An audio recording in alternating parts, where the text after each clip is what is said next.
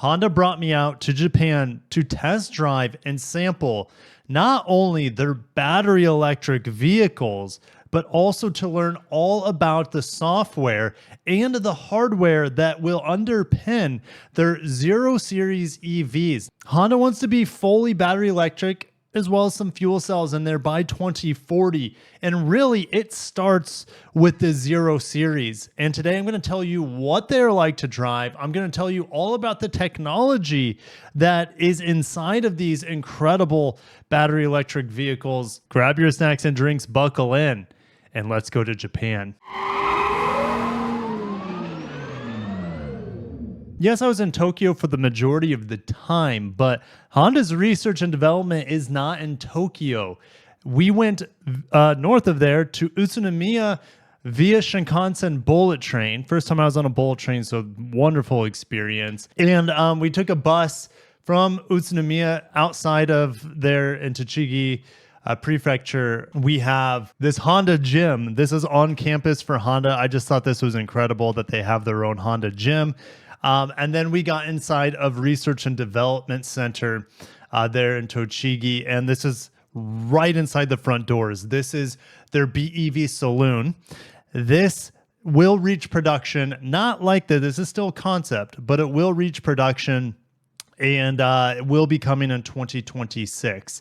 This vehicle is, well, it has so much presence in person. You know, I've made the joke before, some of you guys have as well, that it's a bit Dustbuster-like, but hey, that sort of nostalgia, I mean, growing up, the Dustbuster was a big deal. So I'm excited to drive Honda's uniquely styled EV. I mean, the interior looks really, really nice. Now, Honda is going to be marketing this vehicle as premium. This is a flagship. How Acura fits into here, we don't exactly know yet. We know Acura will have a BEV coming out of their BEV factory in North America by the end of 2025. This vehicle will follow it. And then there's also the Sony Honda Afeela vehicle coming out as well. But yes, I'm excited to see what carries over from this to the production model, why we're here. Here's the Tech Meeting 2024, where all the executives for Honda were here. People from, I should say, journalists from all over the world were invited. I had guys from Germany in front of me. There was a UK division there, so there was a big European presence. There's a huge North American presence from, well, and I'll show you the picture.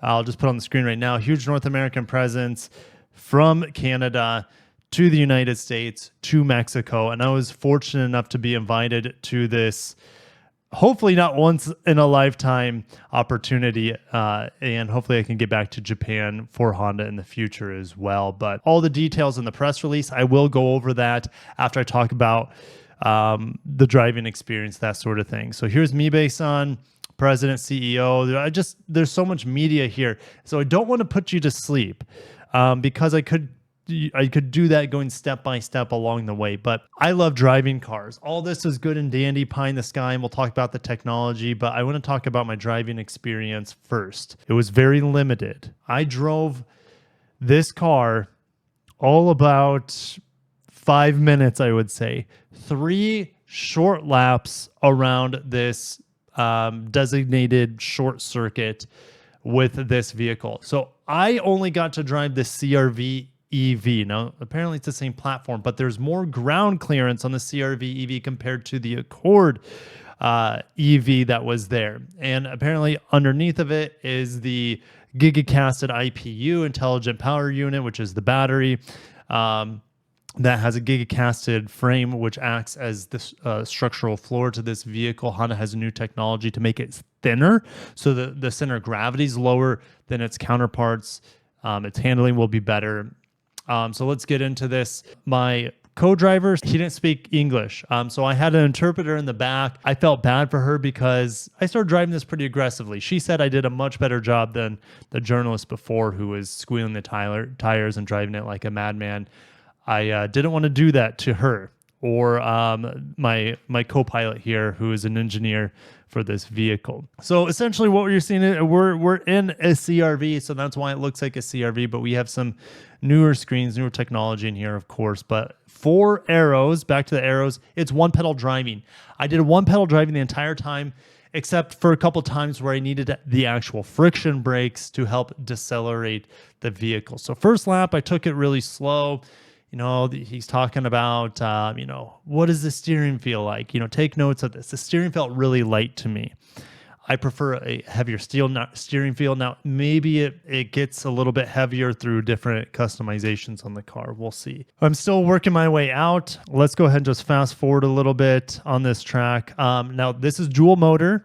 I'll talk more about the motors, the output, the weight of them. I have that information for you guys today. Let's talk about the ride feel, the ride quality. This thing is probably one of the top quietest EVs I've driven. It is probably one of the best handling EVs I've driven. Again, you have to keep in mind that I had this car for like 5 minutes, all right? And I wanted to have it for a week to figure out exactly how it handles every situation and every input that I ask of the vehicle. Battery is lower in this vehicle due to unique welding technology. The front portion of the vehicle flexes, and it doesn't have like a tower brace like pretty much any other vehicle there. So the flexing allows better contact with this heavy EV. But even though it's heavy like an EV, we'll talk about how different ways that they're incorporating technologies to reduce the weight in here. Did it still feel heavy? Yes. When I was pushing it at about 80-90%, I could tell that the tires still I wanted more traction, but I'm sure I was on like all season tires. All right. So the vehicle is fast. Butt feel, I would say butt feel was probably around 300 to 350 horsepower when I pushed it a little bit more on the third lap. So maybe I'll go to the third lap here. All right. Here's the start of the final lap in which I was able to catch the Accord at the end of it. But we have kilometers per hour on the screen here. And, you know, full throttle here on the straightaway, able to get maybe around 65, 70 miles an hour. It handles well. It shifts weight really, really well for an EV. Again, the lower center of gravity helps with that. But body roll is very minimal in here. The vehicle always felt very well controlled and never felt sketchy or anything. It was very direct, very Honda-like. Is the spirit of the Civic Type R in here? I don't know about that, but it feels really good to drive when you're pushing it really hard, which I can't say that for most EVs because of, maybe they set the track up just perfectly too. So where I don't find a lot of weaknesses to it. I can't say for sure, but it was enjoyable to drive when pushing it hard in the twisties, which again, most BEVs don't do well with weight transfer since they just have so much weight to them. All right, let's get into the next video. Getting the next video here. This is the future. You'll be able to download different personas of other iconic internal combustion engine cars of the past of whatever brand of car you're in. So I'm in a Honda E here. You know, the software was cool. It was my first time in a Honda E, so I was more excited to be in a new car for the first time, never been in, than them imposing video game-like instrument clusters. Push the S2000 button. Yes. The BEV transforms to S2000 by using the meta display, vibration, and engine sound. This is parking setting, so please push the accelerator pedal.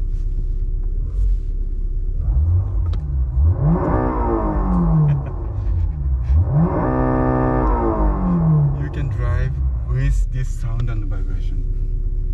And what is shaking the car? Is it a subwoofer, a speaker? Speaker, yeah. Okay. Vibration speaker is installed. Okay. Yeah. And if you push the digital Vtec button, please raise the engine speed around 6,000. I'll feel the Vtec. Yeah. Slowly, please 6,000 slowly.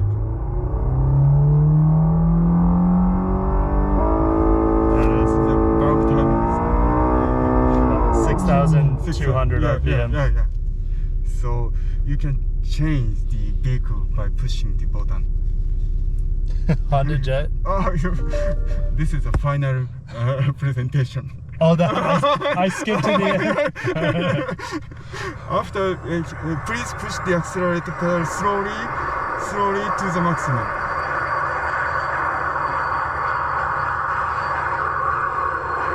To the maximum. Take off. Feel. Like no vibration.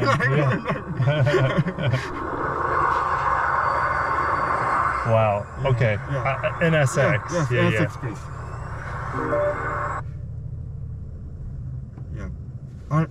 At a few seconds is necessary it's loading. to It's change loading. the. Okay.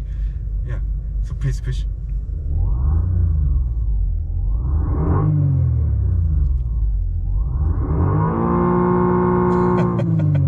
So BEV transforms to various famous cars of Honda. Bev transforms into video game. Yeah. Real driving simulator. Yes. Yes. Please change if you want. Okay. Yeah. Let's try the hybrid. Yes. Type S, the new NSX.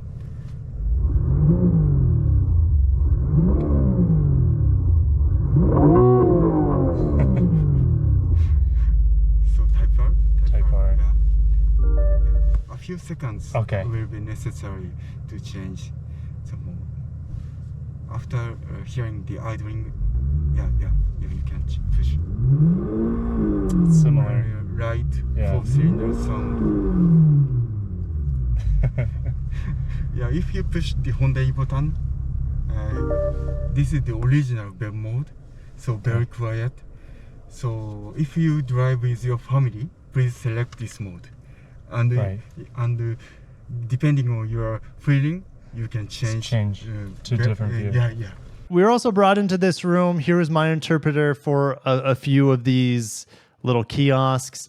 This lady was with me the whole time because the group I was with, they're from Mexico, so they all spoke Spanish, and I can understand 50 to 60% of Spanish, I would say. And so I was able to understand her a little bit throughout the process as well.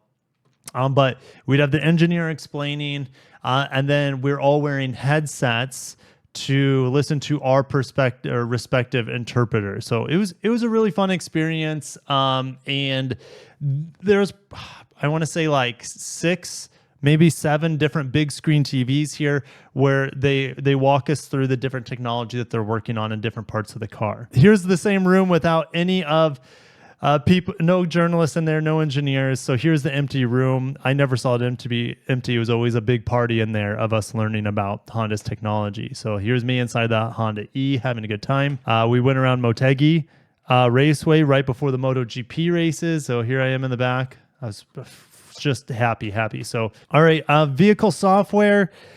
I don't, to me, it doesn't get me super excited about the vehicle. It is all super important to these vehicles functioning properly, to be updatable, to be safe.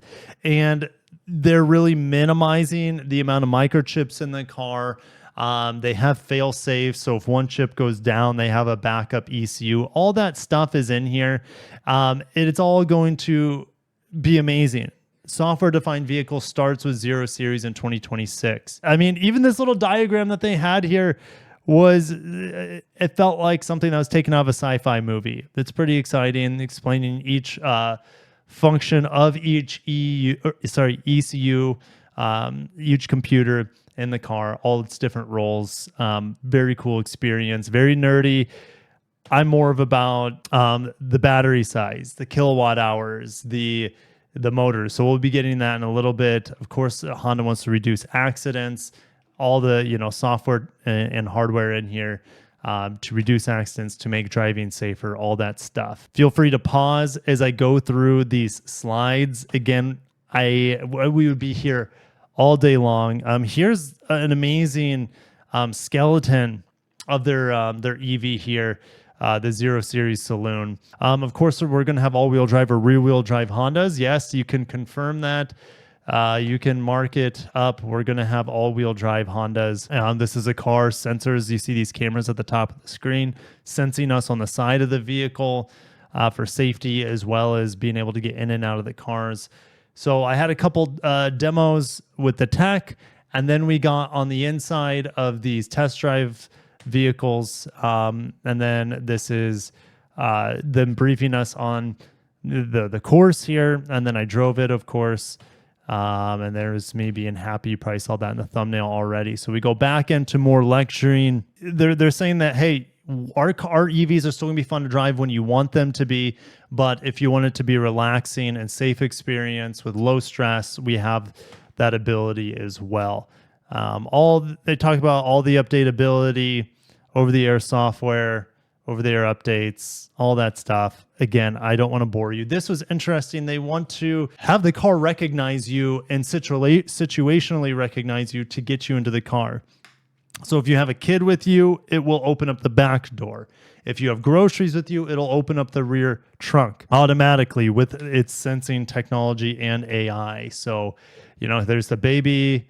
So it's cool. It's exciting.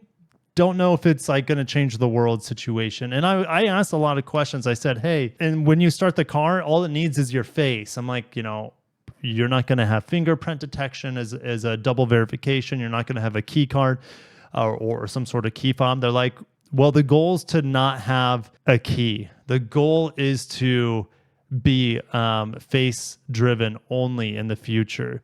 And I'm asking, like, how are the dealers going to work with this? Right? Because dealerships have people getting in and out of the cars all the time. And he couldn't really give me an answer. Oh, the AI, while you're sitting in the car, can recognize other people as well if you allow it to, and be like, oh, Fred's in the car. Hey, Fred, how you? Like, the cars can talk to the people with, at least in theory, with the software they're working on. It can recognize if there's a dog in there. And I said, like, how's it going to recognize? Because this is a stuffed animal. I'm like, is it actually going to be smart enough to tell the difference between a fake dog and a real dog? And they say yes. So I'm just using the supplied media for this one. I was not able to take pictures in here. Not that I wasn't capable of or not allowed to, is that I was this guy over here. And so what was going on in here, this new technology that they're playing with to bring friends with you on the road. When you have this headset in, I don't know if it's Sony. I didn't even look at what brand of headset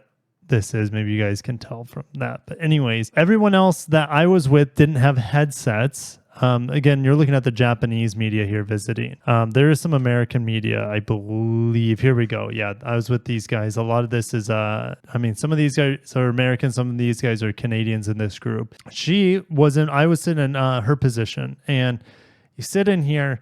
You have this controller with you as well. You can point to things, like you can heart things, and then the drivers will know that you're loving things around the atmosphere that they're driving in. So what's going on is, like, you are sitting essentially between the front driver and the front passenger seat, even though let's say you're sitting at home and you're just like tagging along for the ride. And we were doing this real time. They were driving in an area in Tokyo that has, I think, the Ferris wheel or something. So they drove by a Ferris wheel. I could actually change my position in the car and look around through the sunroof. It was bizarre technology, but they allow you to go on a road trip with your friends digitally. Have a conversation with them. I was talking to these guys. They were telling me what to do. They asked me what my favorite singer was. And I'm like, I'm Sinatra. And they're like, oh, well, we can't play that. We get copyright striked.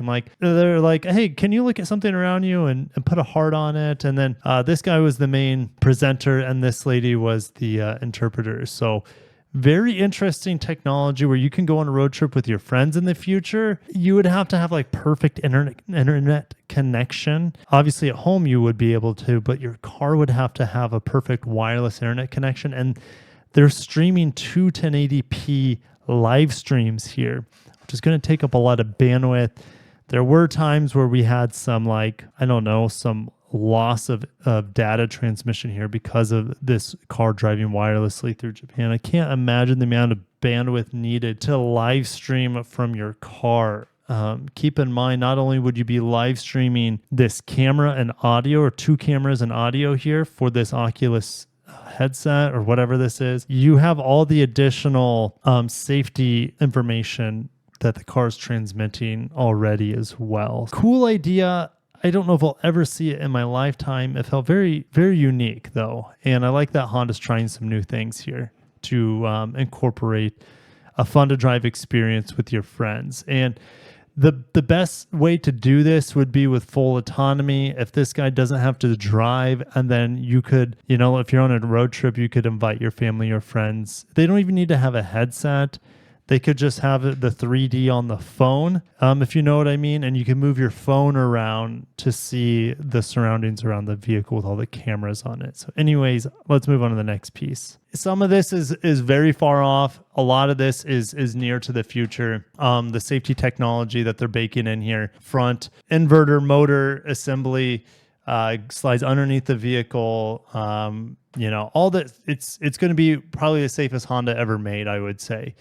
So don't worry too much about the heaviness of this vehicle. It will help it be safe, but also you have all these next generation materials, next generation welding technology to make these thin, light, wise, and safe, and probably fun to drive. We have active aero right now, which is supposed to add about 2% of range, which is about 6 miles.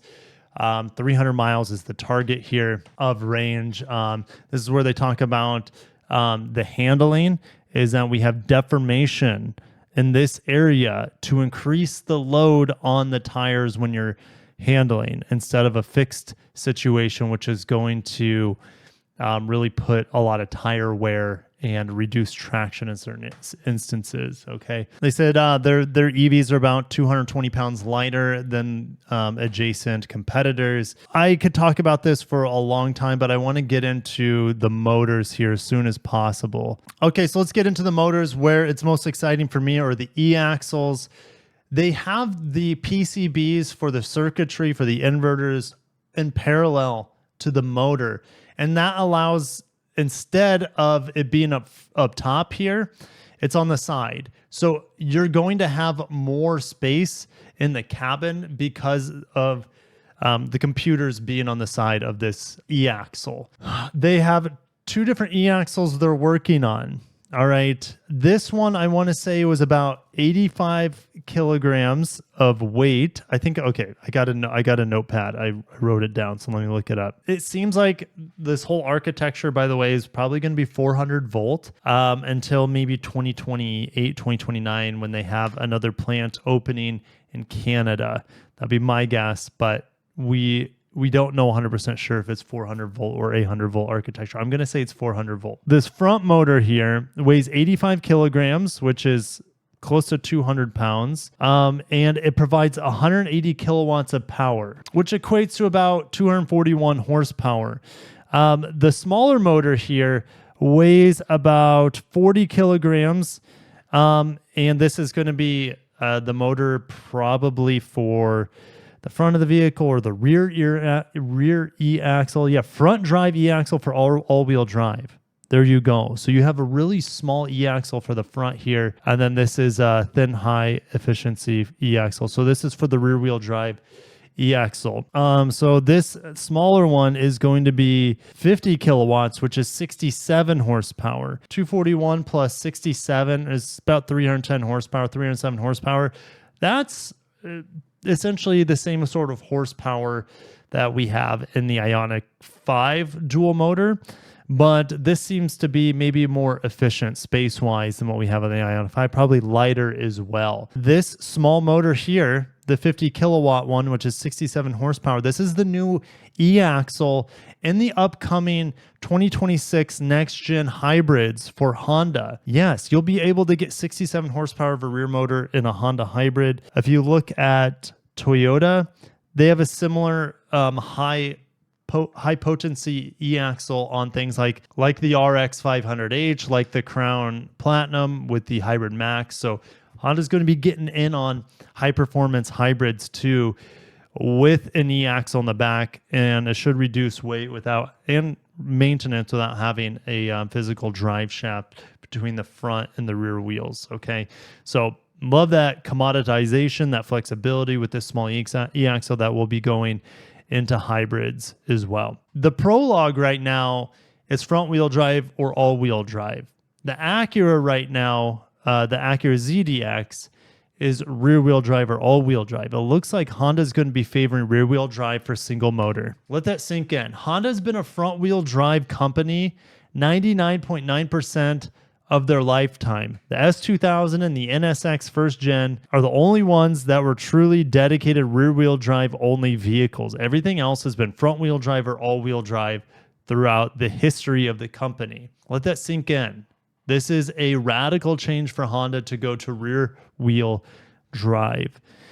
Electrification allows that flexibility, and the possibilities are going to be quite fun to talk about going forward with Honda. Now, look at this. I already talked about the 310 horsepower all-wheel drive model, but look, we're going to have dual 180 kilowatt motors. Now, notice that they call this one a medium motor and this one a small motor. Are we going to have large motors? Why else would it be called medium unless you'd eventually have a large? Maybe they're just not ready to talk about that.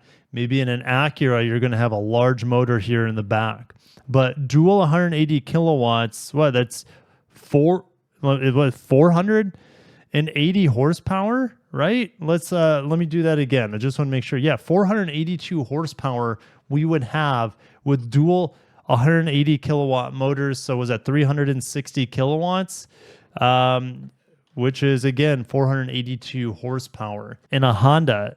Unlikely in a Honda, more than likely again that would be in the Acura lineup. We have already in the Acura lineup the 499 horsepower ZDX, but the Acura's coming out on all this next gen software and hardware are going to be lighter, more fun to drive than that General Motors built ZDX, and it will be faster, I guarantee, than that ZDX. I feel like that ZDX is about 0 to 60 in 5 seconds, which is not very fast for 500 horsepower. Getting much more space efficient e-axles from Honda here to extend the cabin space with these smaller e-axles, which are also more efficient. About 12 more miles of range compared to the competitors here. Ooh, is this a Honda van hybrid? Is this a next-gen Odyssey we're seeing right there here with a hybrid? Keep in mind, it's probably the Odyssey or something for other markets. This is the Vezel down below, which we don't get in America. We get the HR-V now. So anyways, don't want to get your hopes up for a Honda Odyssey hybrid.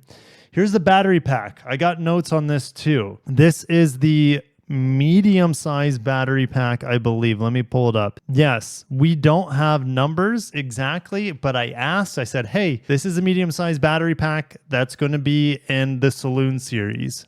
I said, like, how many kilowatt hours is it? He said it's 80 to 90 kilowatt hours. Okay, I know that's a range, but there you have it. That's all I have to work with. And my estimations with the large pack, because you're able to get 2 more big battery modules here. With the big pack, you're able to do 100 to 110 kilowatt hours. Again, Honda wants range, regardless if it's a medium-size EV to a large-size EV, they want it to be about 300 miles of range on the EPA cycle. And they don't want to just put in a ton of batteries to get the most amount of range because they want their vehicles to be efficient. They want it to be fun to drive, and they want them to be lightweight. Now, this pack weighs about 500 kilograms, which is about 1,100 pounds of weight. And I would guess that the larger battery pack would be closer to 1,400 pounds, something like that. And that's about all the notes I have on the capacities for the motors. Now you see these big side pieces. They almost look like side steps here. These are for protection, side impact protection. So when you hit the car from the side, you're not going to nail the batteries right away. You would have to dig in about close to a foot, I would say, to get into the batteries. And keep in mind, these batteries are sitting inside of this case here, which is mega casted. It's not giga casted, it's mega casted. We'll talk about those differences between mega casting and giga casting in this video today. We also have different mega casted pieces. Instead of the old way of making battery packs, which took about 60 pieces and way longer to build, it's all now done by about five pieces, and these two here are mega casteds. So one of these pieces, I forget which one, is the common piece. The other one, it can be swapped out depending on the size of battery you need for the vehicle that they're putting in. So they don't need to have massive castings here for different sizes of batteries. All right. And they're able to make the battery lower to the ground because of new welding technology, which we'll get into in a little bit. I went to the factory where they're working on these new technologies, or I should say research and development facility where they're working on these new technologies. This is, I'll explain that here in a little bit. This is the lunch we had that day. Absolutely fantastic. Those little bento boxes at R&D at Honda. I love this vehicle. As we were going to the facility to look at all the new technology where they're developing it. I forget even what this vehicle is called, but this it's kind of like a Civic True Wagon, this RS hybrid. And then there's the Honda hat that I still have. We were able to keep as souvenir. So this is the Tochigi West area. Now that where we're at, I just left the research and development where we had the keynote speech, where we had the test track there. So here's the interior of the new facility here. And there's me with the hat on, looking at, oh, this was a Nissan. I hadn't seen an L Grand in Japan yet. But anyways, here we go. What the heck? We have so much technology to talk about here. And I hope you guys have your nerdy stuff, your nerdy hats and goggles on. This is the mega caster in progress here. So inside here is where they pour the liquid metal into the mold. It's stamped. This arm then picks up that stamped piece and moves it to another area where it flattens it, it smooths it out, and then also trims different pieces off to make it the finished product. And then it goes on this little conveyor belt here, and these people here put it in well, I don't know, a little storage area for moving around. So it wasn't actually as loud as I was expecting. We didn't even have earplugs in. It wasn't that loud. It was hot in there. Go figure. I mean, if you're in Japan and it's close to summer, it's humid, it's hot there, and most places it's hit or miss, I would say, for air conditioning, whether you're on the train, a facility, like air conditioning is just hit or miss. Anyways, here's the process. And let's get into the welding. Honda has patented this CDC welding technology, which has allowed their batteries to sit lower. They're able to not have such thick material for the water cooling of the battery. Every other competitor has to use a real thick casing for the water cooling channels on the battery because their welding will burn through lighter material or it won't be strong enough. So it's either too strong of a weld for the material they're using, and therefore they have to use a heavier material, or the weld is not strong enough to make the whole thing work. This welding gun is what's changing the game for them. It allows them to use less materials, make it lighter, but also have reduced space in which their vehicle needs to take up, right? With thinner connecting to thicker metal instead of having thick metal connect to thick metal. It's a game changer. They have this patented, the CDC welding. And you can see you can finally weld a thin sheet to thick sheets. And they'll be doing this not only with BEVs, but it will be carrying over to hybrids as well. They're going to probably make a fortune on this by licensing this sort of welding technology to other companies. All right. Approximately 20% less weight than conventional welding technologies. And you have better battery protection and better occupant protection with this next generation welding. Traditionally, there's tons of splatter, lots of sparks going everywhere. Now there's none. Constant CDC stands for constant DC chopping welding technology. So they're able to use DC current instead of AC current, or DC current, or standard DC current, I should say, to make this all possible. And now you have the benefits of AC welding, the benefits of DC welding, and then some, all packaged into this new welding technology it's literally like magic when you compare the two. I want to get into, yes, here's the video. This is the conventional DC welding, and it is hot. And there's, you just can't you can't weld a thin sheet to a thick sheet. All right, now it's switching on the fly here, just based off of the current being sent to it.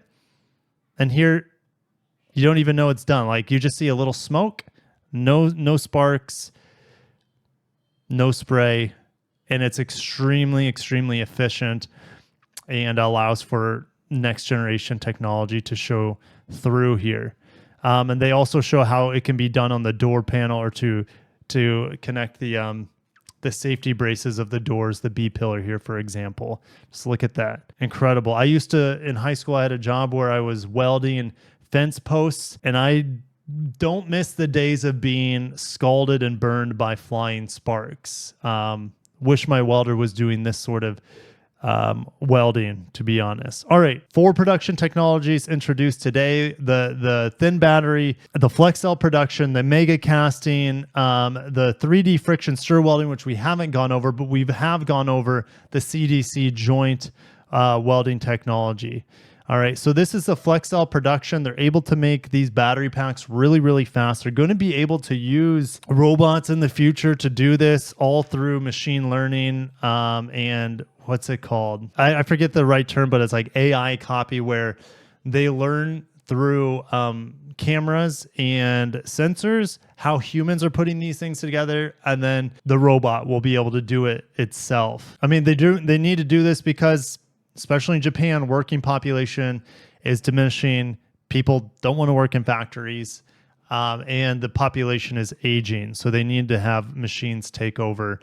Hopefully not like Skynet or the Terminator, but this new production line is extremely efficient, extremely fast, and yes, I could geek over this quite a bit. I think my friend David Chow, who really specializes in production as well as production efficiency, would be able to better explain this for you guys, but unfortunately he wasn't able to come from the Canadian media. But anyways, here's this guy. I mean, the camera on him as well as the sensors are saying how he's doing it and getting the right torque as he's putting these battery cells into the mega casted portions.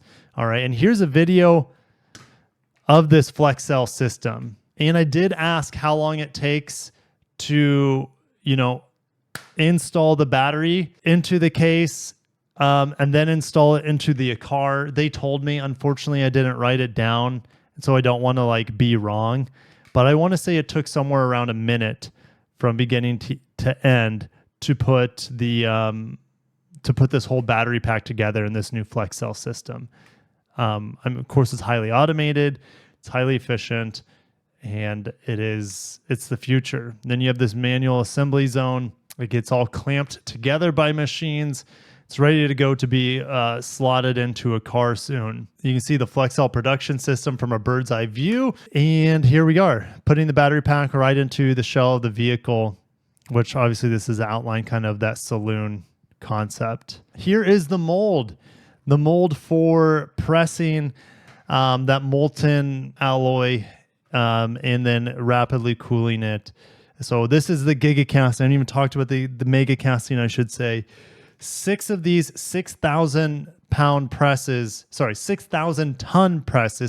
individual presses at 6,000 tons each, getting installed in the I think it's Marysville, Ohio EV hub, where they build current Hondas right now, and that's going to be a flex facility. So they're using split casting, mega casting instead of giga casting, and this mega casting reduces production costs 40% compared to giga monoblock casting. You can see the different battery packs here for mid-size models, for large-size models, and we have one common piece here at the bottom, and then this piece up here at the top for the respective medium or large size EV battery packs. Okay, they explain the production of those IPUs, or these mega casted. I kind of already showed that to you guys, but here's an additional diagram. There's the inside of the mold machine itself, or the mega casting with the mold. Lots of details into it. They've had tons of experience, of course, making castings of cases for engines and transmissions, and this is just kind of the next step in technology here. In the future, at the end of this decade, when they have EVs coming out of Canada and their brand new production facilities up there, they have, they're creating their own battery supply chain up there. And by the way, I don't think I mentioned Hitachi Astemo, which Honda owns a big portion of, is providing those electric motors, I think somewhere in Georgia. Those integrated e-axles that we talked about earlier, those will be made in Georgia. Anyways, aluminum body parts are going to be gigacasted in the future. Should I say mega casted in the future with those EVs coming out of Canada at the end of this decade. So 2028, 2029. In the meantime, only the IPU is mega casted that holds the batteries and acts as a structural floor to the vehicle. And then here is one of those mega casted rear portions of the vehicle right there. You can see the crumple zones built in right there. Another image of it. Okay, this is cool. So friction stir welding. They're not using heat here, or should I say electric heat to create the weld. With this friction stir welding, they're able to get this water jacket right here to cool the battery to fit really, really tightly. See how thin this is. So they have this little welding gun that goes around and spins. And the spinning creates the friction hot enough to weld this to the battery pack. So we're looking at the bottom of the battery pack. It's flipped upside down right now. But this is the bottom of the battery pack. And they have these friction stir welders that rotate. Think of like you creating a fire, right? With a log against a log, and that creates enough friction heat to make something happen. Well, instead of making fire here, they're creating a friction weld with a rotating rotary sort of bit. And this has allowed them to have such a thin and low to the ground battery with friction welding. This was one of the coolest technology pieces I saw here. They've actually been doing this sort of welding since the early 2000s on some Honda ATVs and their aluminum wheels. Then we saw it in the first in automobiles for the Accord in 2012, and joining this aluminum to the steel. And so it's more efficient. It takes out a lot of unnecessary steps, as you guys can see here. And it's a faster and a more efficient process overall. And I took a up-close image. It's amazing my cell phone can even take an image to this detail. But look at all these tiny friction welds, these small little ringlets here as it spins super fast and moves along this water jacket, which welds it to the battery case here. And then we had a Q&A with all the technologies with these engineers here for Honda. So that sums it up. We will be getting these Honda EVs with all this new technology in the United States coming out of the EV hub in Ohio in 2026, technically at the end of 2025 with Acura. That could be 482 horsepower on an Acura, but rear-wheel drive Honda is software-defined, next-gen technology allowing these EVs to be lighter, more efficient, more fun to drive than the competition. Are they going to be cheap? No. These are going to be premium EVs. So I don't expect the volume initially to be that high. Oh, I actually have one last important piece for you guys here with the press release. I'm not going to go over it. I've already held your time too much. But check this out. I'm debating whether I want to go to this because my January is already getting booked with other things. At CES, Honda's planning to unveil a new 0 Series model in 2025. CES. So this is January, just 3 months from now. A new 0 Series model. What will it be? It's got to be an SUV because they already showed the Space Hub, which is kind of like a van. They already showed the Saloon, which is 100% coming. But we know a 0 Series other 0 Series models are coming out. Check this out. They showed this exact slide at in Japan as well, even though it's been available to the public. They have 2 other SUVs coming out, an entry-level SUV. When I say entry-level, it doesn't sound like it's going to be cheap. So stay tuned for that. Like, there's just so much we don't know, but it seemed like the theme of the event is that these are going to be premium electric SUVs. All right. Anyways, time will tell, right? For sure, we're going to have this midsize SUV coming out from Honda. You'll have one from Acura, and then you'll also have the EV from Afeela, which is going to be a sedan as well. Hopefully we know more about both of these vehicles at CES. So that was one of the big announcements that we didn't know coming into this. So there you go. Then this new model will be the embodiment and product form of the technologies and electrification concept introduced during the Honda Zero Tech meeting, which I just went over. All the thin, light, and wise stuff that they've communicated before. There's just so much technology here with this new platform, these new e-axles, the IPU, all the new welding, active aerodynamics, all this stuff to keep these vehicles more affordable, more efficient, more fun to drive. And it's going to be here soon. All right. With that being said, I think I've summarized everything I've wanted to about this Honda Zero Series technology. It's a very long video, about 55 minutes before editing. So what did I get? So at Honda Motegi in Tochigi Prefecture, the big race course used to be called the Twin Ring Motegi because they had an IndyCar course there, which was a big oval. I saw grass growing on it, so I think it's pretty much retired. I think the last race there was maybe 10 years ago or something like that. But all right, what did I get? What Tomica cars did I get? Maybe I can go back to full screen here. Well, I got NSX Type R, which if you guys saw my walk around in Motegi at the Honda Collection Hall of the most iconic vehicles, motorbikes, and automobiles, and even industrial equipment like augers and generators and lawnmowers, all that stuff was at the collection hall. And I saw this vehicle in the flesh, the NSX Type R. I got a VFR police bike, which was available at Motegi. Honda CT125, which was in the collection as well. We had the Tomica WRX Type R STI version coupe. I just thought that was cool because this was offered at the gift shop at the hotel in Motegi. This is where I got all of these.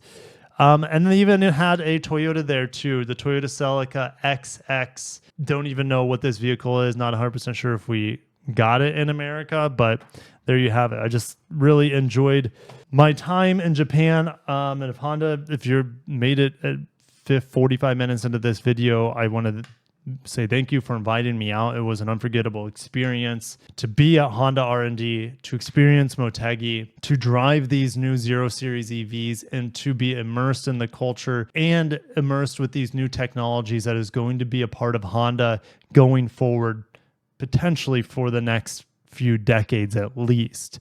So thank you guys for watching. Stay tuned for more. We will have CES 2025 reveal for Honda there. If you want me to go to it, let me know. My schedule's filling up for January, so I don't want to be spread too thin, but we shall see. Thank you guys. Catching the next one, and I cannot wait to see you discuss down in the comments below. Have a great day and peace.